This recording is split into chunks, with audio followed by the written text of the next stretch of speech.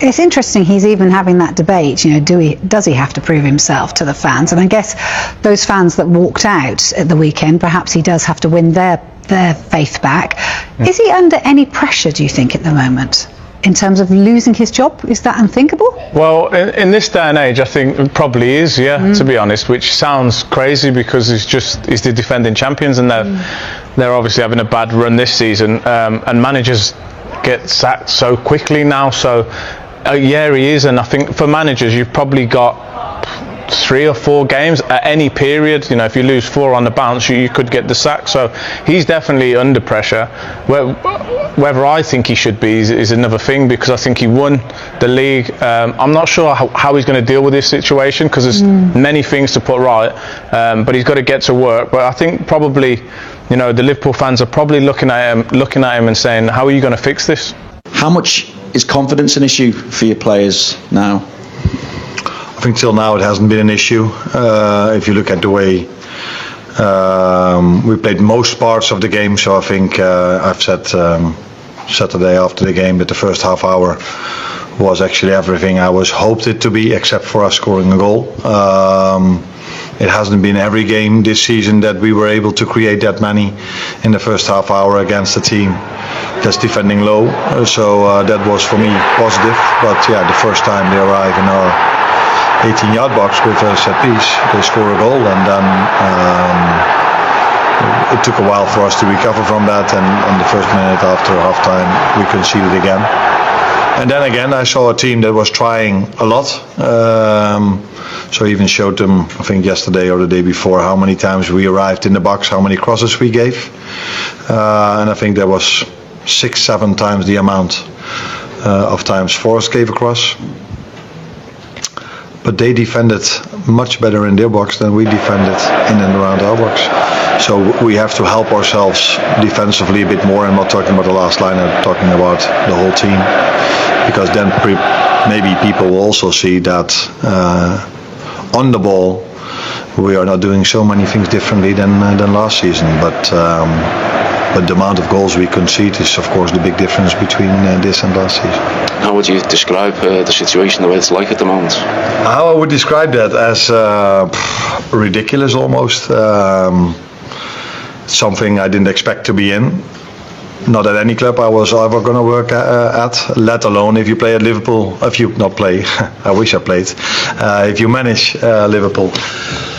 So that is unbelievable. I've said many times over here, you cannot find, if you even can find an excuse, you will never find enough excuses to make it that you perform like this. So that's unexpected for the club, for me, for everyone, and.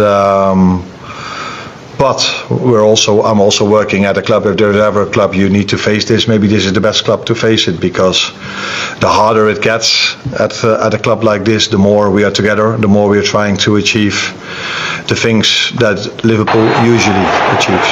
Do you feel you need to prove yourself to the fans once again in a situation like this?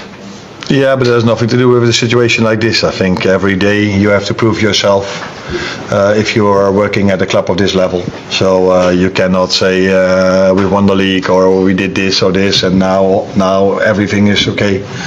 If you work at this level, the next game is always the one that's most important, and you have to prove yourself every single time. That's for me, that's for the players. That is also what we like about working in this environment, that you can never rest. You always have to keep going. If things go well, but definitely also if things don't go well. So yes, I don't know if I have to prove myself to the fans as well as I have to prove myself to myself and to the players and to everyone involved in the football club. The season that Liverpool have had, what are the circumstances, do you think, by which the Liverpool board would have to act? Is it if they're out of the Champions League race? Is that the point where they would have to do something? Yeah, I think so. I think if they start to fall too far away from Champions League, if they make Champions League, I think he gets a bit more time.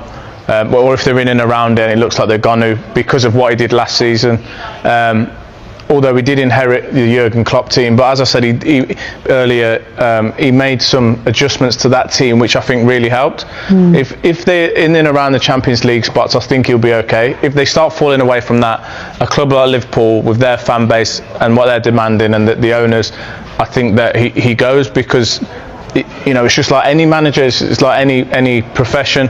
If you're not performing and you can't get a team together, eventually you lose your job. I wanted to pick up on something that you said in the last hour, actually, when we were talking about Liverpool, and that was the basics. So what do we count as the basics? So that's kind of aggression and wanting to win the fight on the pitch. So we've got the lowest percentage here of duels won by Liverpool this season.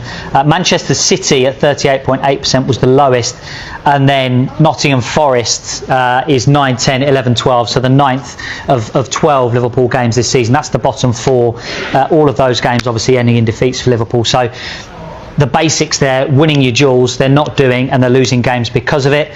What's another basic? Get your set piece defending right, and they've been poor at that this season. It's 9 goals conceded now from set pieces, excluding penalties. That's level with Nottingham Forest and West Ham, who are obviously at the wrong end of the Premier League table. So when you think about what are the things that Liverpool need to tackle first and get right, it's getting that attitude right on the pitch, both winning the duels and also concentration around defending set pieces. Yeah, 100%.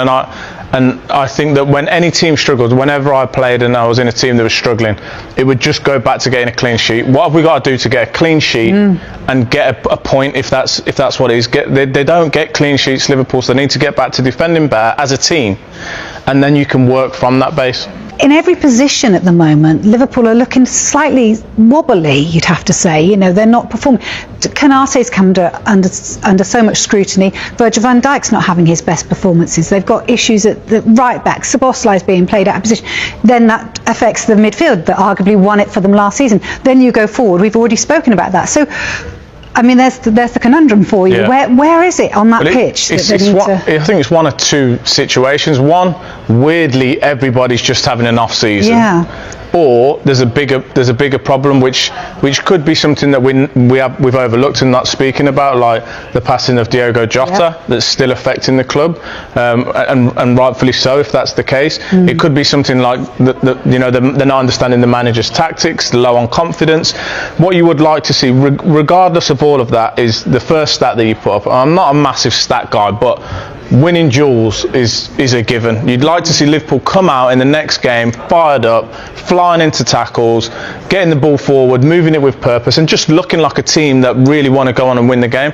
I think every time I've seen Liverpool this season, they look a little bit slow to things and a little bit almost like as if, well, it's okay, I'll get there in a minute, and teams are figuring out, no you won't, because we'll go and score. Konate, since he's been at Liverpool, last season was probably the first season where, for the whole season, he was at a great level. The previous seasons, and the one we're seeing now,